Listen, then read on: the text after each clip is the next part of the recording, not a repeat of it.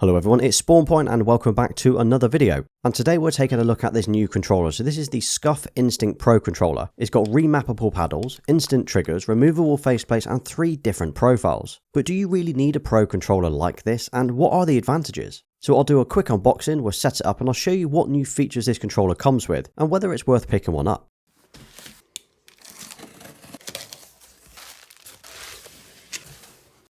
And this is it. This is the Instinct Pro controller for the Xbox Series X and S. But it will also work on the Xbox One, PC, Mac, Android and iOS. But let's get this opened up and see what it comes with.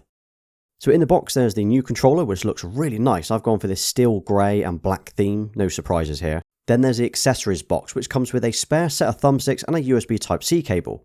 And there's also the manual too. But that's it, that's all it comes with. So even though there are 45 different colours to choose from, I've opted for, you could argue, the most boring combination. So I've gone for steel grey with a black detail. First impressions though, this looks and feels really nice. I love the matte finish to it and I think the colour combo that I've gone for works really well. So there's the SCUF branding on the front and then you've got the Instinct branding on the side of the controller. It's really subtle, which I quite like. The only other difference looking at the front of the controller is you've got the mute button at the bottom, which only works on wired headsets, and there's a very small little LED at the bottom too. Now this little LED actually indicates which of the 3 profiles you're currently using. The triggers on the top are very similar looking, with some very small texture changes, but overall it looks the same and feels really firm. So these actually weigh 280 grams versus 287 grams on the standard Xbox controller. But there are a load of options available when it comes to customizing the look of these controllers. And what's great is there are no tools required at all when making it up. So as mentioned, the faceplates have more than 45 different colours and designs to choose from. So if you're not interested in the plain colouring that I've gone for, well, you can choose any of these instead. Then there's the option to change the centre and the sync buttons, the bumpers on the top, the thumbsticks, rings, D-pad and the A, B, X and Y buttons. So pretty much any combination you could think of. So we know the front of the controller looks very similar, but around the back is where you'll really notice the big changes. And as this is the Pro version, it comes with a high performance grip. And as you can see, it's got a rubber and textured design. It definitely feels like it would do a better job of preventing slips. There are also some new buttons here that will completely transform the way you play games. So first we've got these 4 rear paddles. Now these paddles can actually be remapped to any other button on the controller, up to 16 different functions. This will allow you to save time from moving your finger from the thumbstick and pressing a different button instead. Then there's the instant trigger switch, and this for me is a game changer. So when you normally press the triggers on top, for example shooting in Warzone, the trigger has a lot of travel. Well now if you flick this switch on the side, it will turn those triggers into an instant trigger. Now you're getting the same result in terms of shooting, but a much faster response. It's almost as good as a mouse. This alone will make a huge difference in any online matches. The little button below the battery cover is a profile button. Now this will actually let you set up to 3 different profiles, which means you can have a different profile for different games. Remapping the rear paddles is really easy. You just start by tapping the profile button on the rear to cycle through the different profiles available. So I'll start with the blue one here. Next you just need to press and hold the profile button until it starts to flash. Now you can actually remap any paddle by pressing the paddle that you want to use along with the other button at the same time. So if I wanted A to be the left paddle, I would just press and hold that paddle with the A button and it would automatically assign it to that paddle. Now once all of the paddles are mapped and you're happy with that layout, just tap that profile button again and it will save and stop flashing.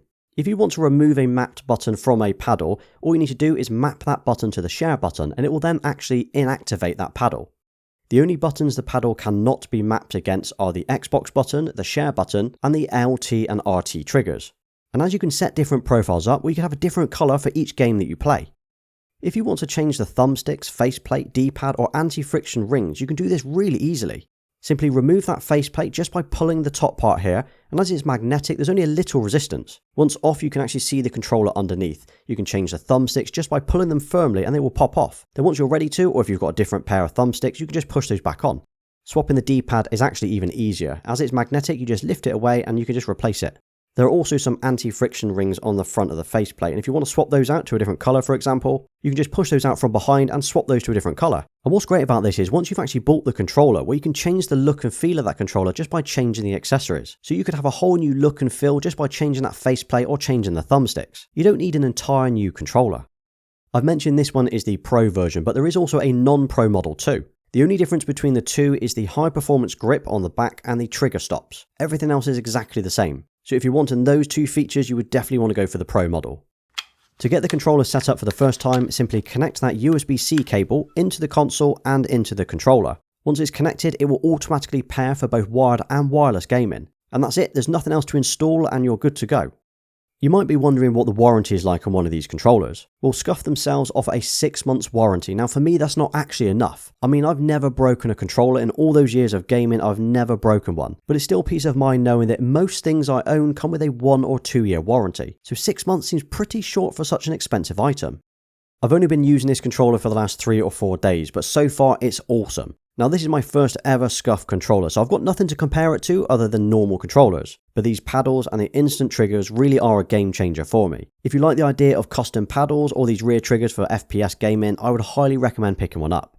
So as this new SCUF Instinct Pro Controller is primarily for the Xbox Series X and S, I'm really hoping we see a PlayStation 5 version soon. I really want these instant triggers on my DualSense.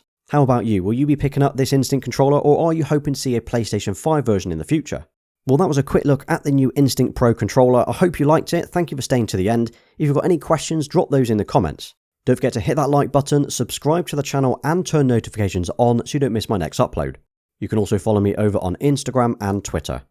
Until next time.